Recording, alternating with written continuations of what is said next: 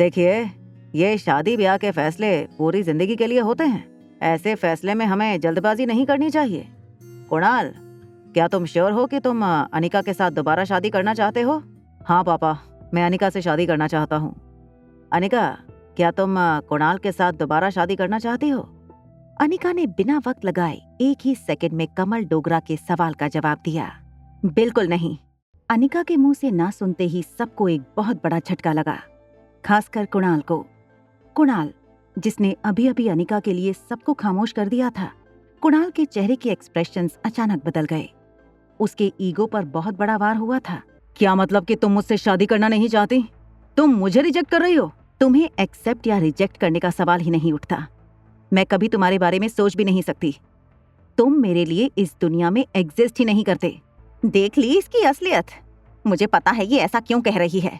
सबके सामने शादी से मना करके ये हमें दिखाना चाहती है कि ये तुम्हारे पीछे नहीं पड़ी, बल्कि तुम इसके पीछे पड़े हो। कामिनी, जो जमीन पर गिरी थी, वो भी गौतम का सहारा लेकर उठी। माँ, तुम बिल्कुल ठीक कह रही हो। कामिनी, तुम बीच में मत बोलो please. Keep yourself out of this.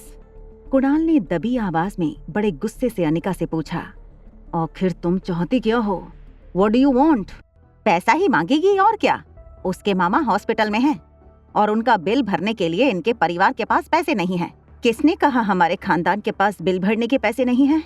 सबने जब मुड़कर देखा तो पीछे से अंजलि मल्होत्रा कॉरिडोर में चल के आ रही थी।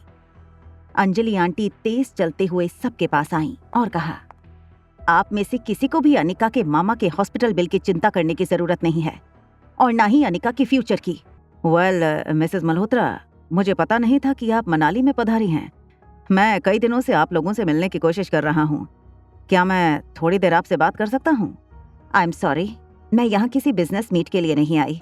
बेटा, तुम यहाँ क्या कर रही हो? मैंने कहा था ना तुमसे कि आज मैं तुम्हें एक खास मेहमान से मिलवाना चाहती हूँ, और खास मेहमानों को इतना वेट करवाना अच्छी बात नहीं है।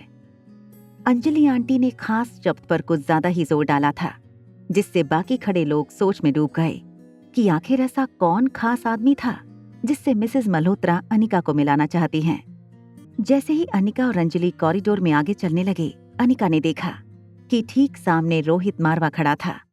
रोहित को वहां देखते ही कमल डोगरा, कुणाल डोगरा और गौतम का परिवार ये समझ गया था कि मिसेस मल्होत्रा जिस खास इंसान से अनिका को मिलवाना चाहती थी, वो और कोई नहीं बल्कि मारवा इंडस्ट्रीज का इकलौता वारिस रोहित मारवा था।